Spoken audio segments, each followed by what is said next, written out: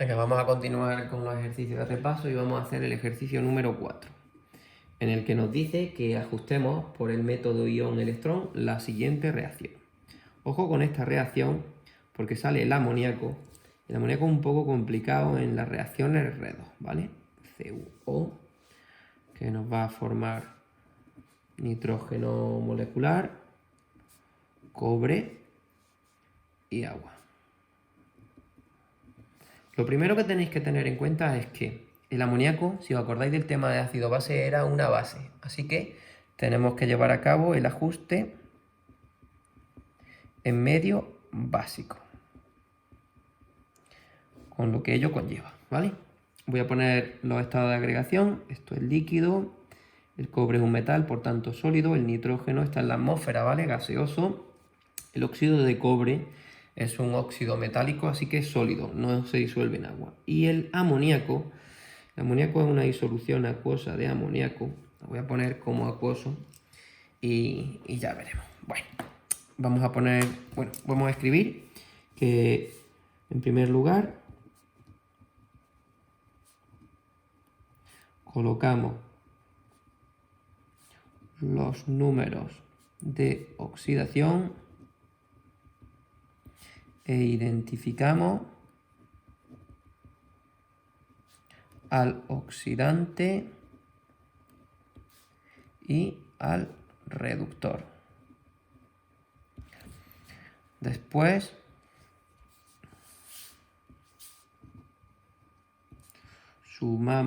después escribimos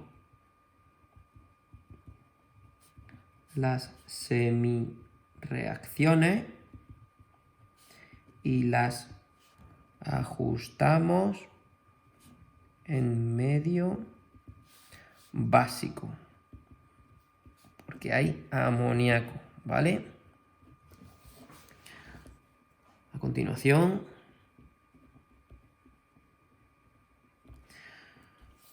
sumamos para obtener la reacción. Y os voy a poner aquí la reacción ajustada. Ya veréis por qué no pongo esto de la reacción iónica y molecular que hemos puesto en otros casos. Bueno, vamos allá. Vamos a por los números de oxidación. Aquí tenemos -2, +1. En estas dos especies que están combinadas consigo mismo, en el caso del nitrógeno 0 y este que es un metal también 0, ¿no? Para los óxidos metálicos el número de oxidación del oxígeno es -2. Para el cobre le corresponde un +2 para que sea globalmente neutra. Ese hidrógeno es +1, en los compuestos, en los hidruros no metálicos el hidrógeno era +1 y este va a ser -3. Así que puedo identificar quién se oxida y quién se reduce. El óxido de cobre pasa de +2 a 0. Su número de oxidación disminuye, se reduce, así que es la reducción. En el nitrógeno pasa de -3 a 0, así que experimenta la oxidación. Y vamos a escribir, como hemos dicho, las semireacciones. Voy a escribir primero la semireacción con todas las letras, ¿vale? De reducción.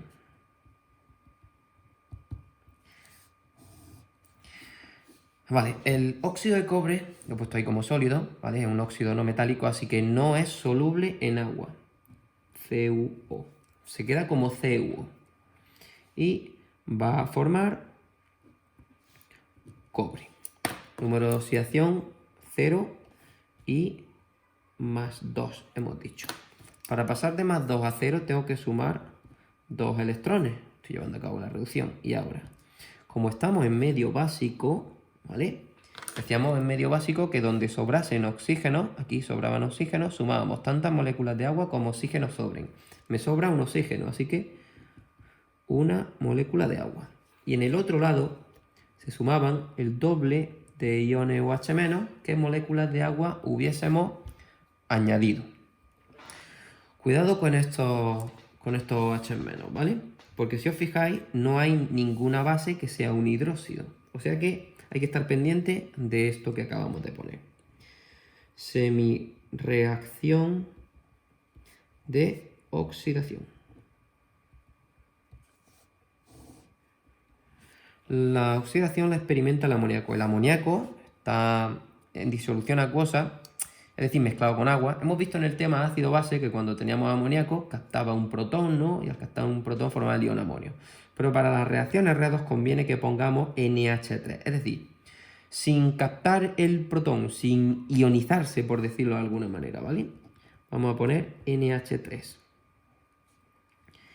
Y se va a transformar en N2.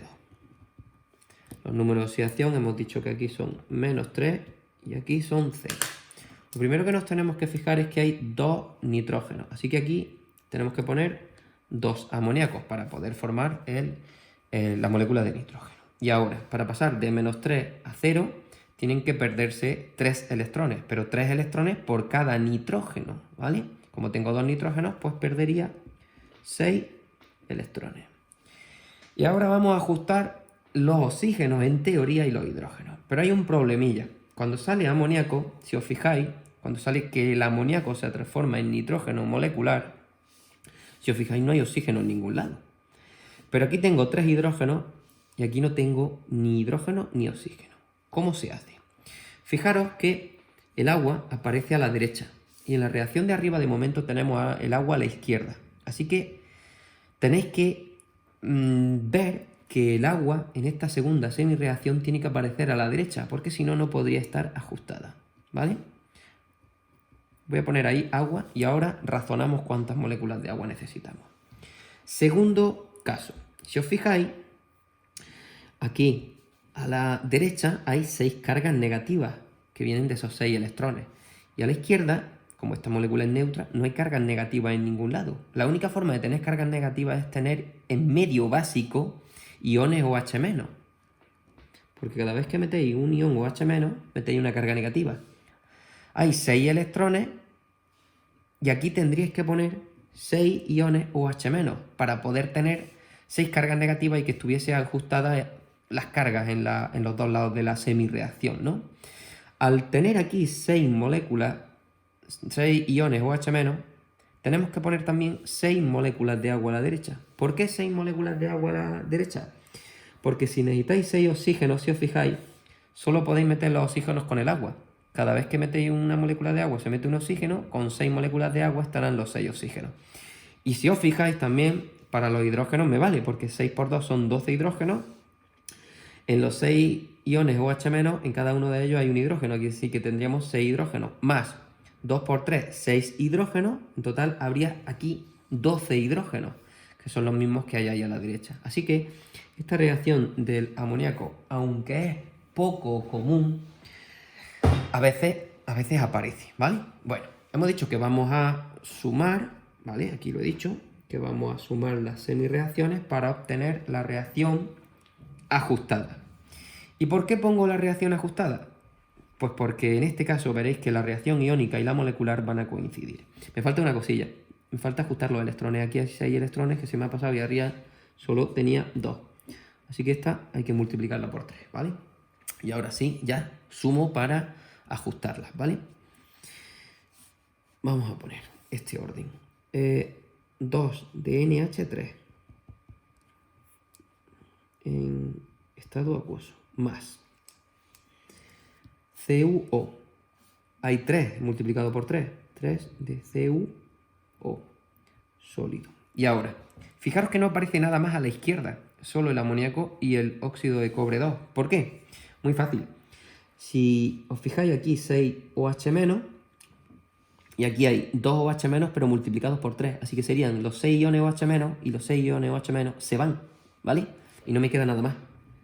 Con lo cual, esos son los reactivos y los productos son de nitrógeno 2, N2, quiero decir, más cobre hay 3, porque esta reacción de arriba está multiplicada por cobre, aquí se me olvidó poner gaseoso, y este que es sólido, más agua.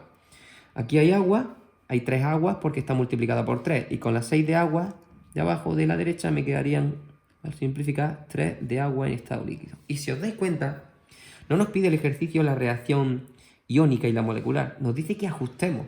Y es porque en este caso la reacción iónica y la molecular son la misma cosa.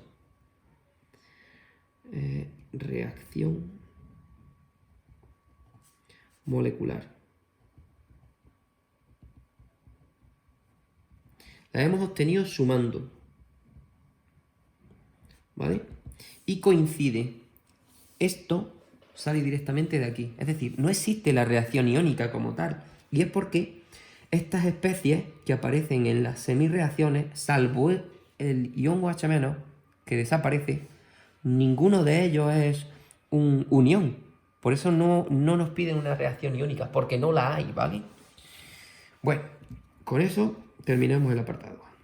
Tened cuidado y ya está. Vamos a hacer el B. Me pregunta que calcule la cantidad de cobre que se obtendría a partir de 15,9 de óxido de cobre si la reacción tiene un rendimiento del 85%. Vale, voy a volver a escribirla, ¿vale? 2 de NH3 acuoso más CuO 3 de CuO sólido, N2 gaseoso más 3 de cobre sólido, 3 de agua líquida. La masa de este que se obtendría a partir de 15,9, sí, 15,9 gramos si la reacción tiene un rendimiento del 80%. Vamos a recordar un poquito cómo se definía el rendimiento. El rendimiento de una reacción era el cociente entre la masa que teóricamente se obtenía, la masa real, este es la masa real, entre la masa real que se obtenía y la masa teórica, multiplicado por 100. La masa teórica era la que obteníamos cuando hacíamos los factores de conversión, y la masa real es la que realmente se obtiene. La que me están preguntando es la masa real, ¿vale? Se puede hacer con un factor de conversión o se puede hacer aplicando esta fórmula. Si despejamos de aquí la masa real, lo que realmente se obtiene sería el rendimiento por la masa teórica. La masa teórica es la que obtenemos de los factores de conversión, porque es un cálculo teórico, lo he dicho ya antes, y dividido por 100, ¿vale? Bueno, pues vamos a hacer, lo voy a hacer de las dos formas, lo voy a hacer con un factor de conversión y lo voy a hacer también con esta fórmula, ¿vale? Bien, vamos allá. Tengo 15,9 gramos del óxido de cobre 2. Lo que voy a hacer es esta masa transformarla en moles y esos moles convertirlos en moles del producto y a partir de los moles del producto obtener la masa, ¿vale? La masa teórica. Sabemos que en un mol de CuO hay, a ver, el oxígeno es 16 más el cobre, viene en el enunciado 63,5. O sea, que su masa molar es 79,5 gramos de CuO. Y ahora, si según la reacción ajustada, cada vez que reaccionan 3 moles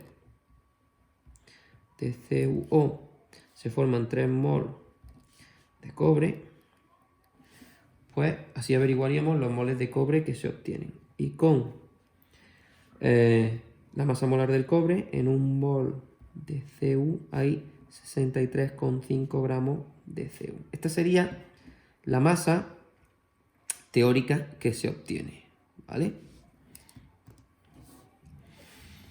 15,9 dividido entre 79,5 por 3 y entre 3 no lo hago, ¿vale?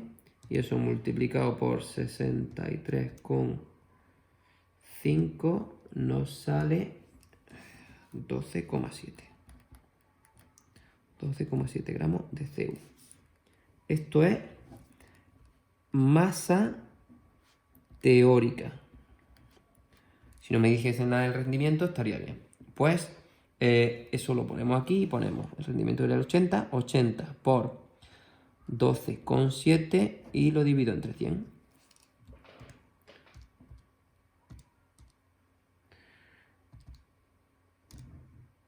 y me sale 10,6, ¿vale? A ver, 80 por 12,7 igual a esto, sí, 10,6 dividido entre 100. La masa que realmente se obtiene es 10,16 gramos de CO. Vale. ¿Cómo se hace con un factor de conversión entero? Yo creo que queda mucho mejor con el factor de conversión, ¿vale? Y no tenéis que acordaros de esta fórmula, pero bueno. Digamos que partimos igual de los 15,9 gramos del óxido de cobre. La primera parte es igual. Por cada mol de óxido de cobre tenemos 79,5 gramos de óxido de cobre. Si cada vez que se forman 3 moles de Cu se gastan 3 moles de CuO, así averiguamos los moles del cobre que se forman. Y si en un mol de cobre hay 63,5 gramos de cobre, hasta ahí vamos igual. ¿Cómo se introduce el dato del rendimiento? Pues muy sencillo. Como vamos de reactivo a producto, ¿vale? Para calcular la masa que realmente se obtiene, tenemos que tener en cuenta que el rendimiento de la reacción es solo el 80%, es decir, que se obtiene menos cantidad de la que teóricamente debería de obtenerse, ¿vale? Entonces, ¿cómo hacemos eso? Colocando el 80% arriba, o sea, el 80 y el 100 abajo, ¿vale? Todo el por ciento lo podéis ahorrar, podéis poner 80 y 100, ¿vale? Por cada 100 gramos de cobre teórico, mejor, vamos a poner así. Por cada 100 gramos de Cu teóricos se obtendrían 80 gramos de Cu reales. Estos serían teóricos, ¿vale? O sea que es lo mismo, si os fijáis, porque esto 80 y 100 es lo mismo que hemos hecho antes. 15,9 dividido entre 79,5 por 63,5 por 80 entre 100, tiene que salir lo mismo, ¿veis?